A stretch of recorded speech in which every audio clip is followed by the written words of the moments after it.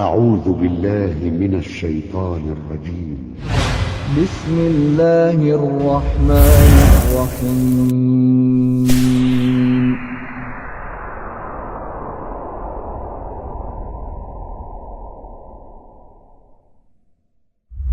بندہ وہ ہے جو اختلاف کا شکار ہوتا ہے دلیل نہ ہونے کی وجہ سے، لیکن ایک گروہ وہ ہے جو جانتے ہیں قرآن و حدیث کے دلائل کو، جو جانتے ہیں اللہ اور اس کے رسول کے فرمان کو، جاننے کے بعد سن کر پھر اپنے کسی پیر، امام، شیخ، حضرت کی وجہ سے شریعت کے حکموں کو ٹھکراتا ہے، اولئک لہم عذاب عظیم، ان کے لیے بہت بڑا عذاب ہے۔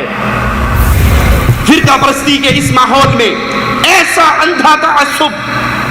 اندھا تعصب پیدا ہوتا ہے کہ انسان کے دل میں حق کی تلاش ختم ہو جاتی ہے۔ الف لام میم صاد كتاب أنزل إليك فلا يكن في صدرك حرج منه لتنذر به وذكرى للمؤمنين اتبعوا ما أنزل إليكم من ربكم ولا تتبعوا من دونه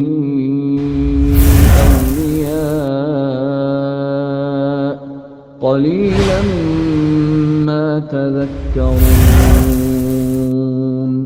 اے لوگو، جو کچھ تمہاری طرف تمہارے رب کی طرف سے نازل کیا گیا ہے اسی کی اتباع کرو، اس کے علاوہ دوسرے سرپرستوں کی اتباع نہ کرو، تھوڑی ہی تم نصیحت مانتے ہو۔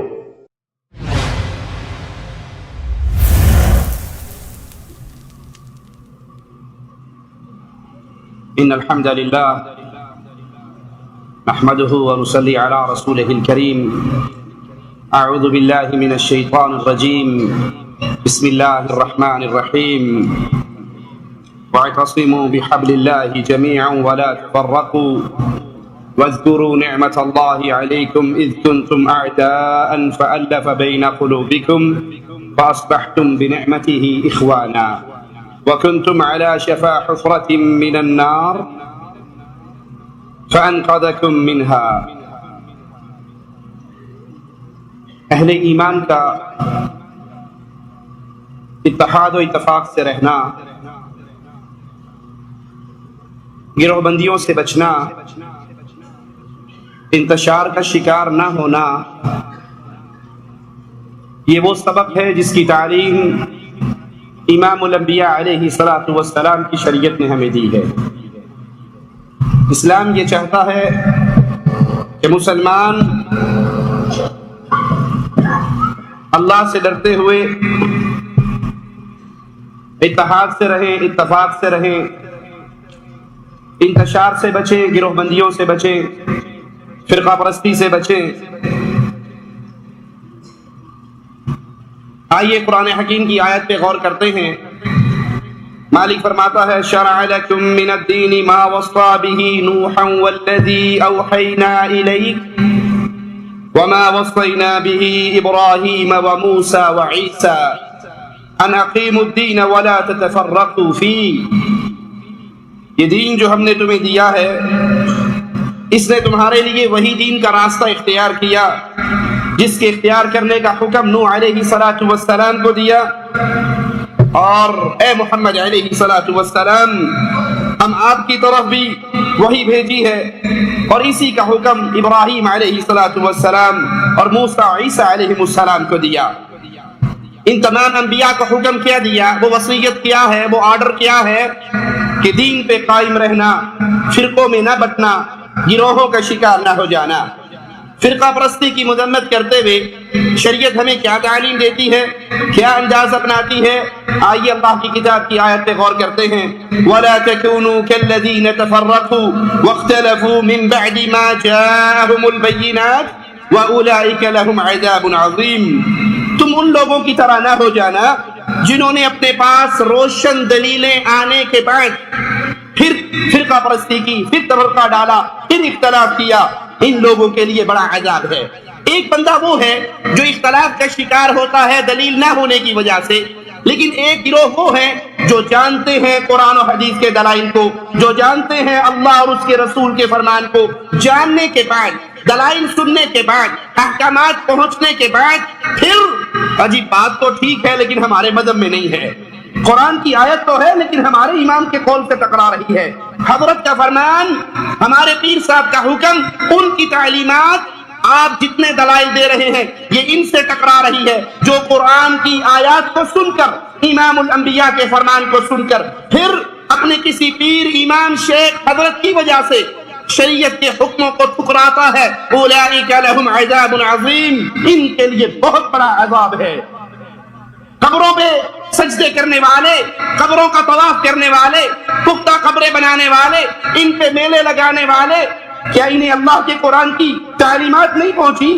کیا امام الانبیاء کی احادیث نہیں پہنچی؟ کیا ان کے علماء نے شریعت کے ان دلائل کو نہیں دیکھا؟ یہ سب کچھ جانتے ہیں لیکن پھر شریعت کو ٹھکراتے ہیں۔ یاد کر لیجئے، جو قرآن و حدیث کے دلائل کو اپنی گروہ بندی کی وجہ سے، اپنی فرقہ پرستی کی وجہ سے، اپنے حضرت امام و شیخ کے قول کی وجہ سے ٹھوکر مارتا ہے، وہ دنیا میں بھی ذلیل ہونے والا ہے اور آخرت کی ذلتیں بھی اس کے لیے۔ یاد رکھیے، فرقہ پرستی کے اس ماحول میں ایسا اندھا تعصب پیدا ہوتا ہے کہ انسان کے دل میں حق کی تلاش ختم ہو جاتی ہے۔ وہ سمجھتا ہے جس پر میں ہوں، جس پہ میرا شیخ ہے، جس پہ میرا امام ہے، ہم حق پر ہیں۔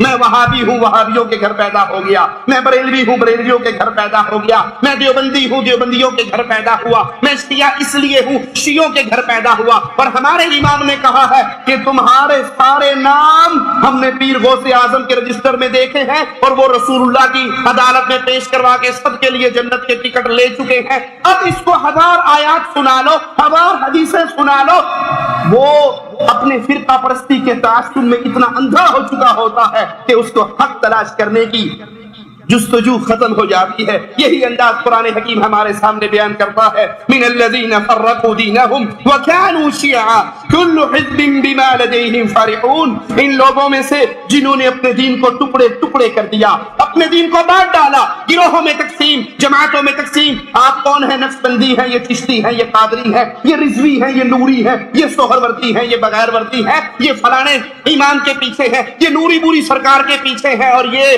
کاواں والی سرکار کے پیچھے ہے۔ ہر بندہ اپنے اپنے پیروں کو پکڑ کر، اپنے اپنے اماموں کو پکڑ کر، اپنے اپنے حضرتوں کو پکڑ کر شریعت سے منہ موڑ چکا ہے، اور ہر بندہ جس چیز پر وہ ہے، جس چیز پر اس کے بڑے ہیں، جس چیز پر ان کی جماعتیں ہیں، اس پہ راضی ہے اور اس پہ خوش ہیں۔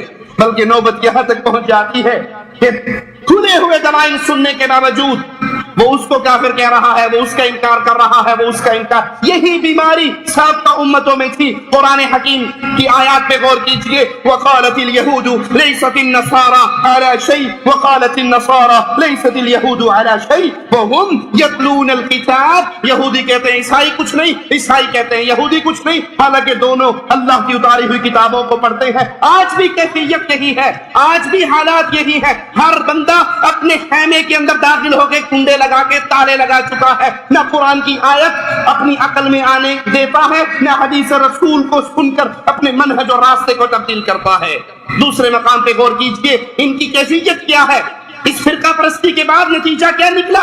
یہ کتنے اپنے اپنے گروہوں میں تقسیم ہو کر، کتنے اس پر شدت اختیار کر کے قرآن حکیم بیان کرتا ہے، وَإِذَا قِيلَ لَهُمْ تَعَالَوْا إِلَى مَا أَنزَلَ اللَّهُ، جب ان سے کہا جاتا ہے آؤ اس چیز کی طرف جو اللہ نے نازل کی ہے، وَإِلَى الرَّسُولِ، اور رسول سے فیصلہ کروانے، اللہ کی کتاب سے فیصلہ کروائے یا امام الانبیاء کی حدیث سے، اللہ کے رسول کی باتوں سے فیصلہ کروائے، قالوا حسبنا ما وجدنا علیہ آباءنا، کہتے قرآن تمہیں مبارک ہو، حدیث تمہیں مبارک ہو، ہم نے تو وہی کرنا ہے جو پیر صاحب نے کہا ہے، ہم نے وہی کرنا ہے جو امام صاحب نے کہا ہے، ہم نے وہی کرنا ہے جو دادا جی نے کہا۔ تو نئی شریعت پڑھ کے آ گیا، تیرا پڑدادا 11ویں دیندا سی، تیرا ابا قبراں تے سجدے کردا سی، کوڑا تیرے داتے دے گھروں نکلدا سی، تو نے کچھ نئی شریعت پڑھی ہے؟ ہمیں تمہاری شریعت کے دلائل کی ضرورت نہیں ہے، ہمیں تمہاری باتوں کی ضرورت نہیں ہے، ہمیں وہی کافی ہے جو شاہ صاحب نے کہا، ہمیں وہی کافی ہے جو آبا و اجداد نے کہا،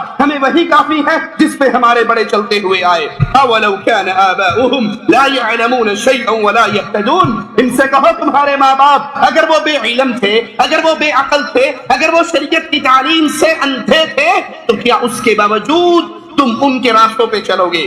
قرآن حکیم نے سابقہ امتوں کے اختلاف اور انتشار کو بیان کرنے کے بعد، ان کی مذمت کرنے کے بعد پھر اتحاد کا راستہ بتایا ہے، اس امت کو ایک امت بنانے کا طریقہ بتایا ہے، اس امت کو اکٹھا کرنے کا طریقہ بتایا۔ وہ کیا ہے؟ قرآن حکیم کی آیت سنیے، وَاعْتَصِمُوا بِحَبْلِ اللَّهِ، آؤ اکٹھے ہو جاؤ، آؤ امت میں جوڑ پیدا کریں، آؤ امت میں پیار پیدا کریں، آؤ امت کو اکٹھا کریں اپنے اپنے گروہوں کو چھوڑ کر۔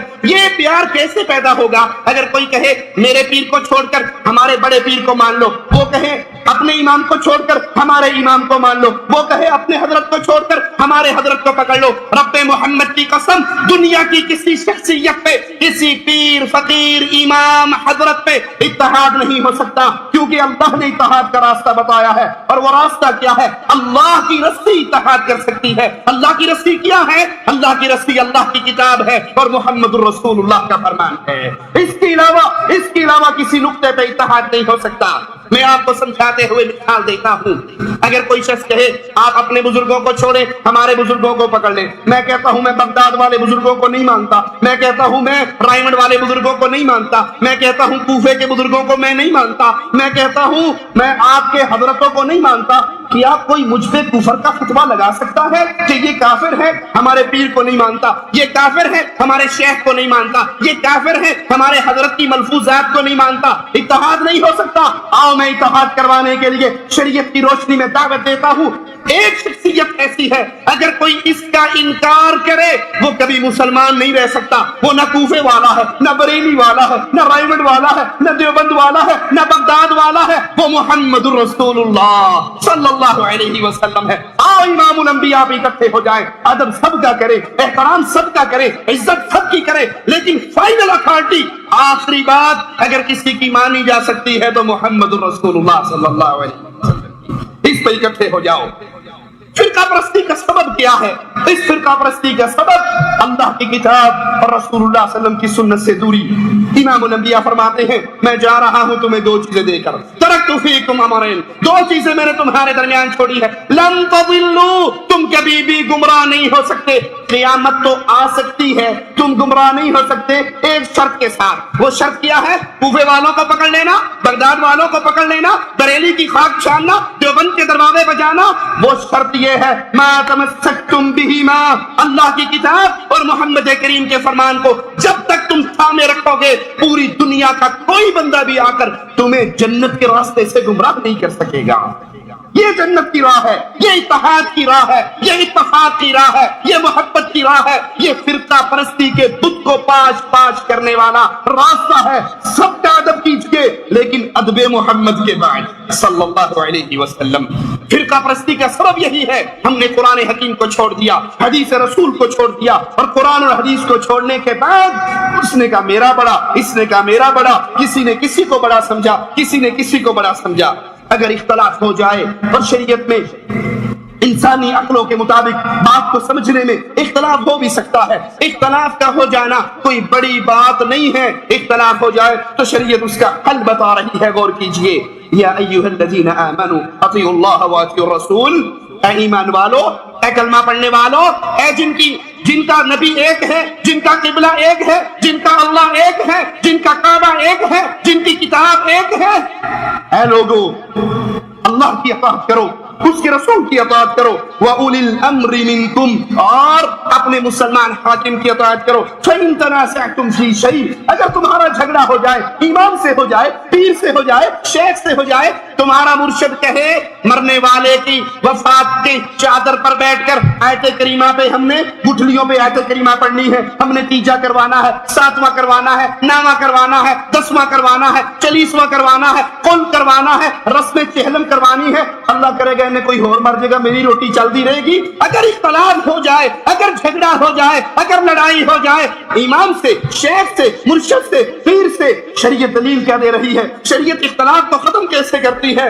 فردوہ الی اللہ، اس اختلاف کو لاؤ اللہ کی کتاب پہ پیش کر دو، اس اختلاف کو لاؤ والرسول امام الانبیاء کی حدیث پہ پیش کر دو۔ ان کنتم تؤمنون باللہ، اگر تم لا الہ الا اللہ پڑھنے میں سچے، اگر تم اللہ پر ایمان لانے کی دعوے میں سچے ہو، اگر تمہیں آخرت پر ایمان لانے کا دعویٰ ہے، تو ہر جھگڑے میں، ہر مسئلے میں قبر پکی بنے گی یا کچی، قبر پہ سجدے ہوں گے یا نہیں، قبروں کا طواف ہوگا یا نہیں، 12 ربیع الاول کو جلوس نکلیں گے یا نہیں، رجب میں کنڈے بھریں گے یا نہیں، ان سارے جھگڑوں کو اٹھاؤ، محمد کریم کے فرمان پر لے آؤ، عرش والے کی کتاب پہ لے آؤ۔ امیر المؤمنین امیر عمر رضی اللہ عنہ وارضا کے قول پر غور کیجئے، اپنے پیروں کی ہر بات کو آنکھیں بند کر کے ماننے والوں، 2 رکعت نماز انیرا جو حال امام دا وہی میرا، اللہ اکبر۔ امیر عمر کا جملہ سنیے، ابو موسیٰ اشعری رضی اللہ عنہ کو خط لکھتے ہوئے کہتے ہیں، اگر تم ایک فیصلہ کرو، ایک آرڈر جاری کرو، ایک قانون بناؤ، ایک فیصلہ کرو، پھر تمہیں کچھ دیر کے بعد یہ احساس ہو جائے میرا پہلا فیصلہ غلط تھا، میری پہلی بات غلط تھی، تو حق اور سچ کی طرف لوٹتے ہوئے ایک لمحے کی دیر نہ کرنا۔ کون کہہ رہا ہے؟ امیر عمر۔ کسے کہہ رہے ہیں؟ ابو موسیٰ اشعری رضی اللہ عنہما۔ ایک لمحے کی دیر نہ کرنا۔ کیا ثابت ہوا؟ کسی کی عقل، کسی کا قول حرف آخر اس وقت تک نہیں بن سکتا جب تک اس پہ محمد الرسول اللہ کی مہر نہ لگی ہو صلی اللہ علیہ وسلم۔ امام ابو حنیفہ رحمہ اللہ اپنے شاگرد ابو یوسف سے کہتے ہیں، اے یعقوب، میری ہر بات کو نہ لکھا کر، جو آج میں کہتا ہوں کل کو اپنا قول بدل لیتا ہوں، پرسوں کل کے خلاف کہہ دیتا ہوں، میری ہر بات کو نہ لکھا کر، میری رائے کو نہ لکھا کر۔ جس کی طرف تم بلا رہے ہو، جس کے نام پہ تم نے مذہب بنائے ہیں، جس کی طرف تم نے جھوٹ کی نسبتیں کی ہیں، وہ اپنے شاگرد سے کہہ رہے ہیں ہر بات نہ لکھا کر، جس کی طرف ہم بلاتے ہیں، جس کی دعوت ہم دیتے ہیں، جس کی اتباع کا آوازہ ہم لگاتے ہیں، وہ اپنے شاگرد کو دیکھتے ہیں، عبداللہ کو دیکھتے ہیں، ان کی قلم رکی ہوئی ہے، آج فرمان رسالت لکھے نہیں جا رہے، پوچھتے ہیں عبداللہ تو لکھ کیوں نہیں رہا؟ جواب میں کہتے ہیں میرے ساتھیوں نے مجھے مشورہ دیا تھا، ہر بات نہ لکھا کر، پوچھ کے لکھا کر۔ نبی کبھی غصے میں، کبھی پیار میں، کبھی گھر، کبھی باہر، کہا اللہ کی قسم لکھ، اللہ کی قسم لکھ، محمد کے ان ہونٹوں سے حق کے علاوہ کچھ جاری نہیں ہو سکتا صلی اللہ علیہ وسلم۔ جس کی طرف تمہاری نسبتیں ہیں وہ کہہ رہے نہ لکھ، میں قول بدل لیتا ہوں، یہ کہتے ہیں لکھ، مجھے زبان حال سے کہنے دیجئے لکھ۔ کس لیے لکھ؟ میں جب دین کی بات بتاتا ہوں اس وقت تک نہیں بتاتا جب تک عرش والا مجھے نہیں بتا دیتا صلی اللہ علیہ وسلم۔ یہ اتحاد و اتفاق کا راستہ ہے۔ لوگوں، جب انسانی عقل کی یہ کیفیت ہے کہ اختلاف ہو سکتا ہے، صحابی دوسرے صحابی سے کہہ رہے ہیں، تو پھر آج اپنے نام پہ، اپنے پیروں کے نام پہ گروہ بنانے والوں، یہ کیسے ان کی بات حرف آخر ہو سکتی ہے؟ مالک کے فرمان پہ غور کیجئے، وَمَا اخْتَلَفْتُمْ فِيهِ مِنْ شَيْءٍ فَحُكْمُهُ إِلَى اللَّهِ۔ اگر تمہارا کسی سے کسی مسئلے پہ جھگڑا ہو جائے، فیصل شاہ صاحب نہیں ہے، فیصل پیر صاحب نہیں ہے، نوری بوری سرکار کا فتویٰ آخری فتویٰ نہیں ہے، فیصلہ کروانا ہے تو عرش والے کے قرآن پہ لے آؤ، مدینے والے کے فرمان پہ لے آؤ۔ قرآن حکیم کی حکمت سے بھری ہوئی ان تعلیمات کو جب لوگوں نے اپنے سینے سے لگایا، صدیوں کی دشمنیاں ختم ہو گئی، تلواروں سے خون ٹپکتا تھا، وہ تلواریں نیاموں میں داخل ہو گئی، ایک دوسرے کے گلے لگ گئے، بھائی بندی بن گئی۔ کس طرح کے بھائی بنے؟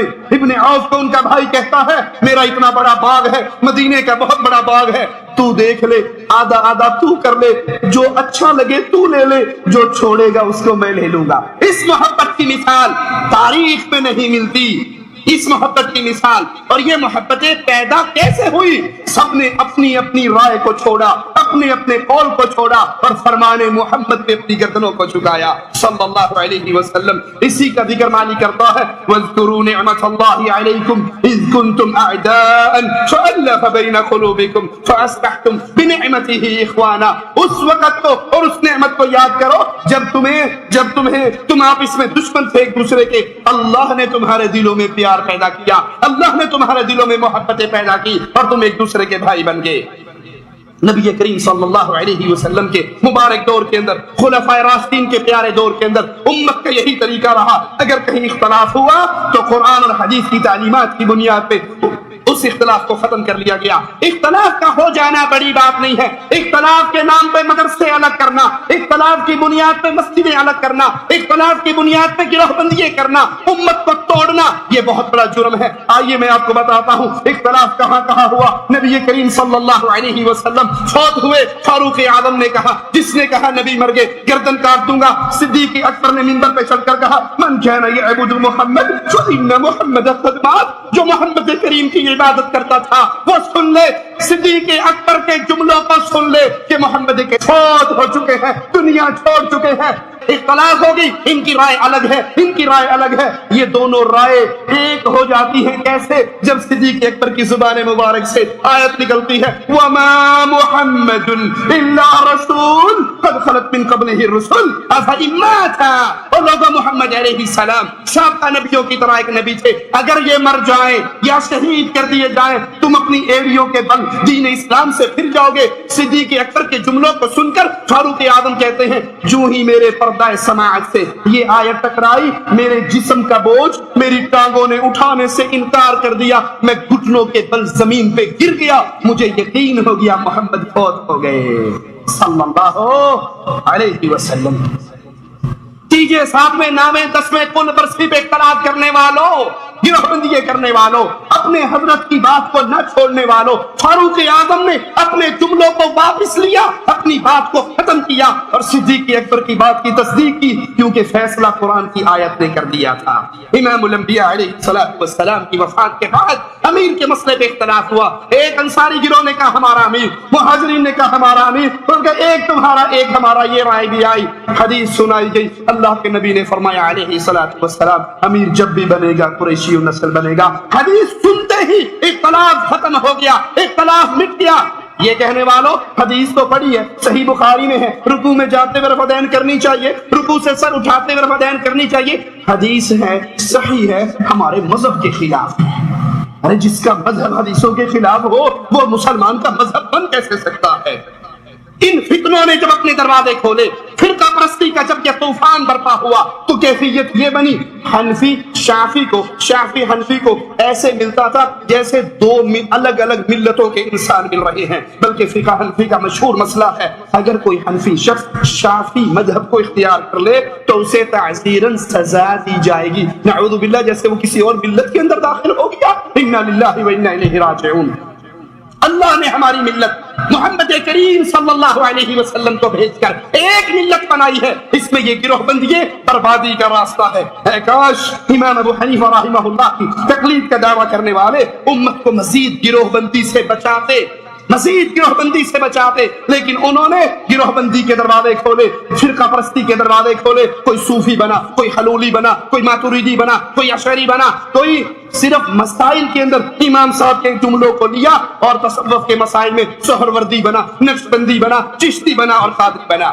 مشہور مفسر فخر الدین رازی فرماتے ہیں میں نے بہت سے مقلد فقہا کو دیکھا جب انہیں مختلف مسائل میں قرآن حکیم کی آیت پڑھ کے سنائی جاتی جو ان کے مسلک کی تردید کرتی تو ایسے حیران ہو کر اس آیت کو سنتے جیسے یہ کہہ رہے ہو کہ ہم بھلا اس آیت کو کیسے مان سکتے ہیں کیونکہ یہ آیت ہمارے امام کے قول کے خلاف ہے. انا للہ و انا الیہ راجعون. آج یہی حالت اہل شرک اور اہل بدعت کی ہے, امام پرستوں کی یہی حالت ہے, پیر پرستوں کی یہی حالت ہے, قبر پرستوں کی یہی حالت ہے. رسول کرخی اس کے اندر یہ اصول موجود ہے کہ اگر قرآن کی آیت غور سے سنیے گا, اللہ کی قسم کسی کو چھیڑنا, طنز کرنا, مقصود نہیں ہے، مقصود یہ ہے لوگوں یہ زندگی پہلا اور آخری موقع ہے، اس کو ختم ہونے سے پہلے پہلے محمد کریم کی اطاعت کی طرف لوٹاؤ۔ اصول موجود ہے، اگر قرآن کی آیت امام کے قول کے خلاف آئے، قرآن کی آیت امام کے قول کے خلاف آئے، رسول کی حدیث امام کے قول کے خلاف آئے، صحابی کا اثر امام کے قول کے خلاف آئے، پہلے تو اس کی تعویل کر کے امام کے قول کے مطابق کرنے کی کوشش کریں گے، اگر کامیاب نہ ہوئے تو قرآن کی آیت اور نبی کے فرمان کو منسوخ جانیں گے، امام کے قول کو کبھی نہیں چھوڑیں گے۔ انا للہ و انا الیہ راجعون۔ جب فرقہ پرستی کا یہ طوفان بڑھا، رشید احمد گنگوہی اپنی کتاب تذکرۃ الرشید حصہ 2 صفحہ 17 پر لکھتے ہیں، حق وہی ہے جو رشید احمد گنگوہی کی زبان سے نکلتا ہے، اللہ کی قسم میں کچھ نہیں ہوں، لیکن اس دور میں ہدایت اور نجات موقوف ہے میری اتباع پر۔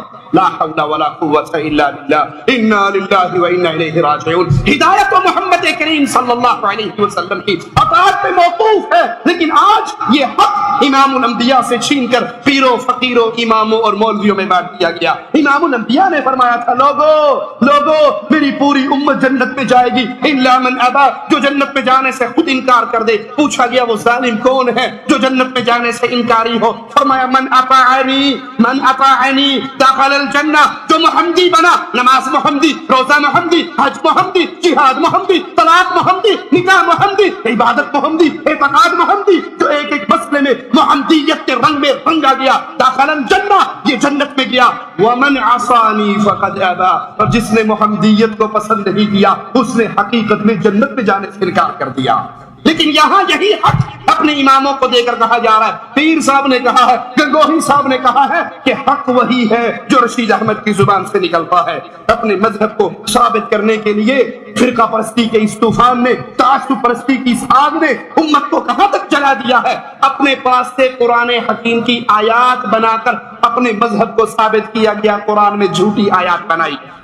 ایضاح الادلہ شیخ الہند محمود الحسن دیوبندی کی کتاب ہے جو 1330 ہجری میں دیوبند سے چھپی، اس کا صفحہ 97 ہے۔ اس میں قرآن پاک کی ایک آیت فَإِن تَنَازَعْتُمْ فِي شَيْءٍ فَرُدُّوهُ إِلَى اللَّهِ وَالرَّسُولِ، قرآن کی آیت کیا ہے؟ فَرُدُّوهُ إِلَى اللَّهِ وَالرَّسُولِ إِن كُنتُمْ تُؤْمِنُونَ بِاللَّهِ، لیکن وہ آیت اپنے پاس سے بناتا ہے اگر تم فَإِن تَنَازَعْتُمْ فِي شَيْءٍ فَرُدُّوهُ إِلَى اللَّهِ وَالرَّسُولِ وَإِلَى أُولِي الْأَمْرِ مِنْكُمْ، اگر تمہارا جھگڑا ہو جائے اپنے جھگڑے کو اللہ، رسول اور اپنے علماء کے پاس پیش کر دو۔ کہتا ہے ظاہر ہے اولو الامر سے مراد آیت میں سوائے انبیاء کرام کے کوئی اور ہیں، تو صاف ظاہر ہے کہ جیسے نبی کی اطاعت واجب ہے اس طرح غیر نبی کی اطاعت بھی واجب ہے۔ کہتا ہے آپ نے قرآن پاک کی آیت فردوہ الی اللہ والرسول ان کنتم تؤمنون باللہ والیوم الآخر، یہ اصل آیت ہے۔ کہا یہ تو پڑھ لی، لیکن جس قرآن میں یہ آیت ہے اسی قرآن میں جو ہم نے پہلے آیت بیان کی وہ ہے۔ اللہ کی قسم قرآن کے 30 پاروں میں یہ آیت موجود نہیں ہے۔ اپنے مذہب کو ثابت کرنے کے لیے، اپنے امام کی اندھی تقلید کو ثابت کرنے کے لیے اگر ظالموں کو قرآن کے اندر تحریف کرنی پڑی تو وہ بھی کر گئے۔ اللہ کے لیے سوچئے یہ لعنت کہاں جا کر رکے گی، یہ انتشار کہاں جا کر رکے گا؟ لوگوں آؤ امام الانبیاء محمد الرسول اللہ صلی اللہ علیہ وسلم کی طرح اکٹھا ہو جائیں۔ عبارت پہ غور کریں، جس قرآن میں یہ آیت ہے اسی قرآن میں یہ آیت بھی ہے۔ اب دو آیتیں ہیں، ایک کا قرآن میں وجود ہے اور دوسری کا قرآن میں وجود نہیں۔ اور اگر اسی آیت کو صحیح طریقے سے پڑھ لیا جاتا تو لڑائی اور اختلاف ختم ہو جاتا۔ وہ ملنگ نماز نہیں پڑھتا تھا، کسی نے کہا ملنگ صاحب نماز نہیں پڑھ دے، کہندا تو ایویں نماز دی گلاں کرنا ہے۔ قرآن پاک میں آیا یا ایھا الذین آمنوا لا تقربوا الصلاۃ، ایمان والو نماز دے نیڑے ہی نہ جایا کرو۔ انہوں نے کہ اگے تے پڑھ لا وانتم سکارا، جدوں نشے چ ہوو اودوں نہ جاؤ۔ کہندا اننے تے عمل کر لین دی اگے پھر ویکھاں گا۔ اگر اس آیت کو پورا پڑھ لیا جاتا تو یہ انتشار کا دروازہ بند ہو جاتا۔ آیت کیا ہے؟ اطیعوا اللہ واطیعوا الرسول، اطاعت کرو اللہ کی، اس کے رسول کی، واولی الامر منکم، اور اپنے مسلمان حکام کی۔ فإن تنازعتم فی شیء، اگر تمہارا جھگڑا ہو جائے، اب جھگڑا نہ اللہ سے ہو سکتا ہے، جھگڑا نہ رسول اللہ سے ہو سکتا ہے، جھگڑا تو مسلمان حاکم سے ہوگا، جھگڑا کسی عالم سے ہوگا، کسی شیخ و مرشد سے ہوگا۔ فردوہ الی اللہ والرسول، جھگڑے کی صورت میں فائنل اتھارٹی اللہ کی کتاب بات اور محمد رسول اللہ صلی اللہ علیہ وسلم کا فرمان ان کنتم تؤمنون باللہ، اگر تم اللہ پر ایمان لاتے ہو، آخرت پر ایمان لاتے ہو، ہر جھگڑے کو آؤ اللہ اور اس کے رسول سے فیصلہ کروا لو۔ ماسٹر امین اکاڑوی پاکستان کا ایک مولوی، وہ اپنا رسالہ تحقیق مسئلہ رفع الیدین کے اندر صفحہ نمبر 6 پہ رفع دین نہ کرنے کی جب کوئی صحیح حدیث انہیں نہ ملی تو اپنے پاس سے قرآن کی آیت خود گھڑ کے اس رسالے میں لکھی۔ آؤ میڈ ان اکاڑا آیت سناؤ۔ یا ایھا الذین آمنوا قیل لهم کفوا ایدیکم واقیموا الصلاة حول ولا قوة الا باللہ انا للہ وانا الیہ راجعون۔ اللہ کی قسم یہ فرقہ پرستی کا بت بہت بڑا بت ہے، یہ امت کی بربادی کا بہت بڑا بت ہے، اس نے امت کو ہلاک کر دیا ہے۔ اس تعصب کی چادر سے باہر آؤ، جس نبی کا نام کلمے میں لیتے ہو، جس نبی کا نام اذان میں سنتے ہو، جس نبی کا نام تکبیر میں سنتے ہو، جس پہ درود اور تحیات میں پڑھتے ہو، آؤ اس نبی کو کھلے ہوئے سینوں سے قبول کر کے زندگی کا ہر مسئلہ اس کی حدیث سے لینا شروع کر دو۔ اس کا ماہنامہ تجلی جلد نمبر 19 شمارہ 11 ماہ جنوری فروری 1968 صفحہ 47 پر اس کے ایڈیٹر عامر عثمانی صاحب فاضل دیوبند ان سے ایک سوال کرنے والا سوال کرتا ہے، ہمیں 12 سال کے بچے نے نماز پڑھائی، تراویح ہماری ہو گئی یا نہیں؟ جواب قرآن و حدیث کی روشنی میں دینا۔ سوال کرنے والے نے سوال کیا، عثمانی صاحب نے جواب دیا، جواب دینے کے بعد کہنے لگے یہ تو جواب تھا، اب چند سطریں تمہاری اس ڈیمانڈ پر بھی لکھوں کہ جواب قرآن و حدیث سے چاہیے۔ یہ اس قاعدے سے ناواقفیت کا نتیجہ ہے کہ مقلد کے لیے قرآن اور حدیث کے حوالوں کی ضرورت نہیں ہے، صرف اپنے امام کا قول کافی ہے۔ انا للہ و انا الیہ راجعون۔ ارے فاروق اعظم نے کہا تھا آج کے بعد کوئی حج تمتع نہ کرے، سجا لخت جگر اٹھا تھا۔ ابن عمر نے کہا تھا لوگوں گواہ رہنا میں حج تمتع کر رہا ہوں۔ کہنے والے نے کہا تیرا بابا روکتا ہے تو کرتا ہے، جواب میں کہتے ہیں من ابی، بابا کون ہوتا ہے؟ نزل الشریعہ علی محمد صلی اللہ علیہ وسلم وما نزل الشریعہ علی ابی، جبرائیل قرآن لے کر جب بھی نازل ہوا ہے وہ عبداللہ کے باپ عمر پہ نازل نہیں ہوا، فاطمہ کے باپ محمد پر نازل ہوا ہے صلی اللہ علیہ وسلم، بلکہ تعصب کی سینت کو پہن کر صحابہ کرام تک کو جن صحابہ کی روایات ان کے مذہب کے خلاف آتی ہیں، ان کی تعصب والی دیوار سے وہ روایات ٹکراتی ہیں، تو ان صحابہ کی توہین کیسے کی جاتی ہے؟ فقہ حنفی کی مشہور کتاب اس میں لکھتے ہیں کہ ابو ہریرہ انس بن مالک یہ غیر فقیہ تھے۔ انا للہ و انا الیہ راجعون۔ فقیہ کون ہوتا ہے؟ جسے دین کی سمجھ بوجھ ہو۔ کہا ابو ہریرہ اور انس بن مالک کو دین کی سمجھ بوجھ نہیں تھی، یہ غیر فقیہ تھے۔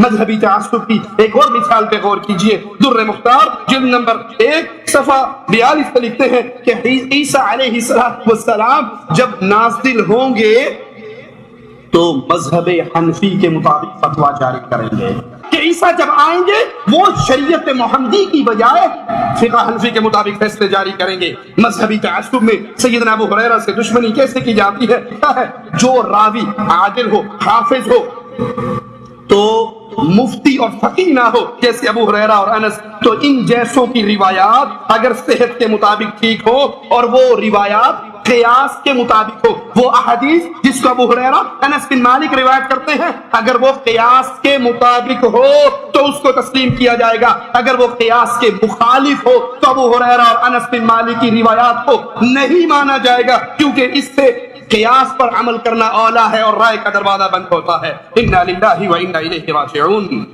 یہ سب کچھ لکھ کر، یہ سب کچھ کہہ کر اگر اب بھی ہماری عقلیں نہ کھلیں، اگر ابھی بھی ہمارے عقل کے دروازے نہ کھلیں تو پھر اللہ سے معافی مانگنی چاہیے اور اس تعصب کی آگ سے باہر نکلنا چاہیے۔ سیدنا ابو ہریرہ رضی اللہ عنہ وارضا وہ عظیم صحابی ہیں جو صحابہ کے زمانے میں فتوے دیتے تھے۔ 800 صحابہ اور تابعین ان کے شاگرد، 5374 حدیثیں انہوں نے روایت کی ہیں۔ انہیں غیر فقیہ کہنے والوں سے زیادہ بے ادب اور بے سمجھ کون ہو سکتا ہے؟ نور الانوار رسول شاشی کے مصنف جیسے کروڑوں بھی اکٹھے ہو جائے ابو ہریرہ رضی اللہ عنہ کے قدموں کی خاک کے بھی برابر نہیں ہو سکتے.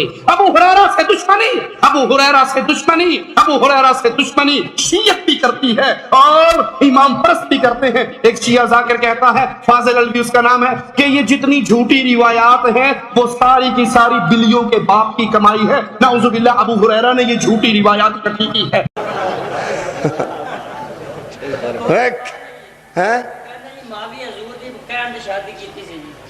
کی کیتی سی ماوی شادی پہلے نہیں کیتی حضور پاک کیا سی پہ تو شادی کر لاتے بڈھی نال کرے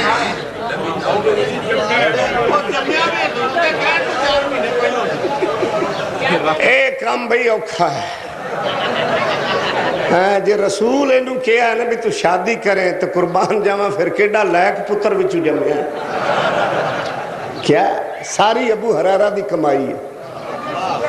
او روایتاں انہاں لکھیاں جنہاں دا حقائق و دلائل و برہان نال واسطہ ہی نہیں ہے کہ ساریاں کمائیاں اسے بابے دیاں جڑا بلیاں دا پیو ہے.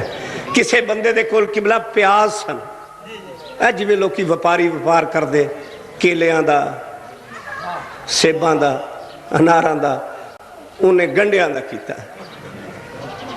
وہ پیاز نہ وکن تے گل دے جان. وہ حضرت ابو ہریرہ کو لائے انہیں کیا سیدی مرشدی حبیبی میں مرنا من تک کاٹا پہن دیا.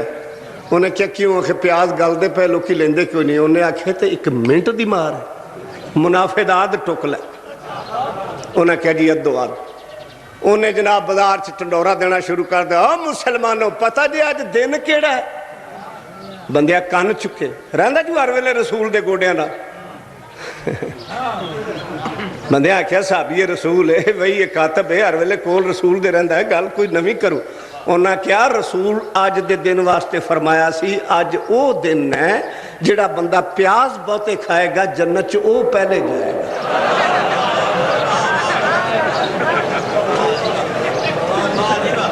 لوکی کپڑے چھاپے لے کے ٹر پے انہیں بھی پھاٹا کھول دیتا بچیا چھلڑی نہ وک گئے. حضرت بی بی عائشہ نو پتہ لگا بھی ابو ہریرہ نے یعنی کر چھڑیا ہے. انہاں سدیا انہاں آکھیا نا ادھر آخا ابو ہریرہ رسول کدو فرمایا سی بے گنڈے کھان نہ جنت لب دی. انہیں کہتا رسول کدو کیا سی میری وراثت کوئی نہیں. جے اے گل میں نہ بناوندا تے بی بی فدق دیاں کھجوراں تو بھی نہ رڑک دی. یہ ساڑی مرضی ہے جدھر مرضی ٹور دیئے ہے. مسلمان تاریخ اسلام نے نبی اور نبی دی آل تے او بہتان لائے جنہ دا حقائق نال دور دور تک واسطہ نہیں. اسی علی مولانو واسنال نہیں منیا. رب کعبہ دی قسم پوری کائنات دی ریسرچ کیتی ہے. وہ ابو ہریرہ کی روایات کو جھوٹی کہتا ہے اور یہ امام پرست ابو ہریرہ کی روایات کو اس لیے نہیں مانتے کیونکہ ابو ہریرہ نعوذ باللہ ان کے بقول ناسمجھ تھے. حالانکہ ان کے لیے اللہ کے نبی نے دعا کی ہے. امام بخاری رحمہ اللہ فرماتے ہیں مہاجرین و انصار کی اولاد میں سے 900 بزرگ ابو ہریرہ کے شاگرد تھے رضی اللہ عنہ وارضاہ. لوگوں مسلک اہل حدیث بڑا واضح اور دو ٹوک ہے کہ تمام اولیاء کی عزت کرو، تمام بزرگوں کی عزت کرو، سب کا ادب و احترام کرو، لیکن احترام محمد رسول اللہ کے بعد. اور یہی تعلیم ائمہ کرام نے دی ہے، یہی تعلیم بزرگان دین نے دی ہے. امام مالک رحمہ اللہ کے جملوں کو سنیے. فرماتے ہیں میں ایک انسان ہوں، کبھی میری بات ٹھیک ہوتی ہے کبھی غلط ہوتی ہے. تم میری وہ بات تو لے لیا کرو جو کتاب اللہ اور سنت رسول اللہ کے مطابق ہو، اور میری اس بات کو ٹھوکر مار دیا کرو جو اللہ کی کتاب اور رسول اللہ صلی اللہ علیہ وسلم کے فرمان سے ٹکرائے. امام مالک فرماتے ہیں دنیا میں کوئی ایسا شخص نہیں ہے جس کی ہر بات دی جائے، جس کی کوئی بات کو ٹھوکر نہ ماری جائے، سوائے نبی کی قبر کی طرف اشارہ کر کے فرماتے جو اس پیاری قبر میں پیاری ہستی سو رہی ہے، محمد کریم اہل حدیثوں کے امام اعظم، قائد اعظم، رہبر اعظم صلی اللہ علیہ وسلم، وہ اکیلی ہستی ہے، وہ اکیلی ذات ہے، روتے ہوئے بولے تو دین، سوتے ہوئے بولے تو دین، ان کی ہر بات قبول کی جائے گی، ان کی کسی بات کو ٹھوکر نہیں مارا جائے گا۔ امام احمد فرماتے ہیں خبردار ہرگز میری تقلید نہ کرنا، نہ مالک کی، نہ شافعی کی، نہ اوزاعی کی، نہ ثوری کی، دین وہاں سے لینا جہاں سے ہم نے لیا، اور ان تمام ائمہ نے دین کہاں سے لیا؟ اللہ کی کتاب سے اور محمد کریم صلی اللہ علیہ وسلم کے فرمان سے۔ امام شافعی فرماتے ہیں صحیح حدیث میں جو وارد ہوا وہی میرا مذہب ہے، اور جب میرے کلام کو تم حدیث پاؤ میرے کلام کو ٹھوکر مار دینا اور نبی کی حدیث کو سینے سے لگا لینا۔ امام ابو حنیفہ رحمہ اللہ فرماتے ہیں جب میرا قول کتاب اللہ کے خلاف ہو، حدیث رسول کے خلاف ہو، میری بات کو دیوار میں دے مارنا اور نبی کی بات کو سینے سے لگا دینا۔ آخری باتیں کہہ کر بات ختم کرتا ہوں، کوئی یہ نہ سمجھے ہم اماموں کو نہیں مانتے، اللہ کی قسم ہم اپنے ائمہ کی عزت کرتے ہیں۔ امام ابو حنیفہ رحمہ اللہ، مالک، شافعی، احمد ابن حنبل رحمہم اللہ چاند ہیں، چمکتے ہوئے ستارے ہیں، پھول ہیں میرے نبی کے گلشن کے، ان کے ذریعے حدیث رسول مل جائے ہم اس کو سینے سے لگاتے ہیں۔ یہ ہمارے بزرگ ہیں، ہم ان کی عزت کرتے ہیں، ہم ان کا احترام کرتے ہیں، لیکن یاد کر لیجئے یہ سب اپنے اپنے فن کے امام گزرے ہیں، دین کے امام اعظم صرف محمد رسول اللہ ہے صلی اللہ علیہ وسلم۔ لوگوں فرقہ پرستی کے بت سے باہر آؤ، تم جنت میں جانا چاہتے ہو نا؟ آخری بات، جنت میں جانا چاہتے ہو، جنت میں جانے کا ارادہ ہے؟ میں آپ کو مثال دے کے سمجھاتا ہوں۔ ابھی یہاں سے آپ نے ریاض کے ایئرپورٹ پہ جانا ہو، دو بندے آپ کے سامنے کھڑے ہو، آپ پوچھتے ہیں ریاض ایئرپورٹ ویکھیا ہی؟ کہتا جی ویکھیا تے کوئی نہیں، پوچھا کے لے ہی جاؤں گا۔ دوسرا کہتا نہیں میں نے دیکھا ہے، دیکھ کر آیا ہوں، میرا آنا جانا رہا ہے۔ کس کے ساتھ جاؤ گے جی؟ اس کے پیچھے تو نہیں جاؤ گے چلو کوئی نہیں کسی کو پوچھاں گے کہ اشارے تے کھڑواں گے، سواد لیندے اخیر پہنچ ہی جاواں گے، اسی کے پیچھے جاؤ گے جو دیکھ کر آیا۔ ارے جنت میں جانے کا ارادہ ہے، بتاؤ جنت کو کون دیکھ کر آیا؟ نوری بوری سرکار، کاما والی سرکار، نسوڑی شاہ، پھسوڑی شاہ، بغداد والا، رائمنڈ والا، انڈیا والا، پاکستان والا، ملتان والا، کون دیکھ کر آیا؟ جنت کو محمد الرسول اللہ دیکھ کر آئے صلی اللہ علیہ وسلم۔ جب نبی جنت کو دیکھ کر آئے، جنت میں جانا ہے، دیکھ کر آنے والے بھی نبی ہیں، لے جانے والے بھی نبی ہیں، ان کے پیچھے چلیے، یہ وہ قائد ہیں، یہ وہ امام ہیں، یہ وہ آقا ہیں۔ فرماتے ہیں میں جنت کے دروازے پہ پہنچوں گا، دروازہ بجاؤں گا، فرشتہ پوچھے گا کون ہے؟ جواب ملے گا جبرائیل ہے۔ پوچھا جائے گا ساتھ کون ہے؟ جواب ملے گا محمد الرسول اللہ ہے صلی اللہ علیہ وسلم۔ فرشتے کے جذبات کی ترجمانی کرنے دیجئے، اس کا جذبات یہ ہوں گے، وہ کہے گا میں جب سے اس دروازے پہ کھڑا ہوں ایک ہی ڈیوٹی لگی ہے، پوری کائنات آ جائے، پوری دنیا کے پیر آ جائیں، دروازہ نہ کھولنا، بلال کے آقا آ جائے تو دیر نہ لگانا۔ اقول قولی ھذا واستغفر اللہ لی ولکم ولسائر المسلمین فاستغفروہ انہ هو الغفور الرحیم۔ جزاکم اللہ خیر، بارک اللہ فیک۔ اللہ تبارک تعالیٰ ہمارے فاضل نوجوان خطیب ان کے جذبات میں، ان کے ایمان میں، ان کے اخلاص میں، ان کے توکل میں، ان کی بے باکی میں برکت پیدا فرمائے۔ اللہ تعالیٰ ہمارے ان مشائخ کو ہر شریر کے شر اور حسد کے حسد سے محفوظ فرمائے، اور اللہ رب العزت جو انہوں نے کہا ہے اس پر عمل کی توفیق عطا فرمائے۔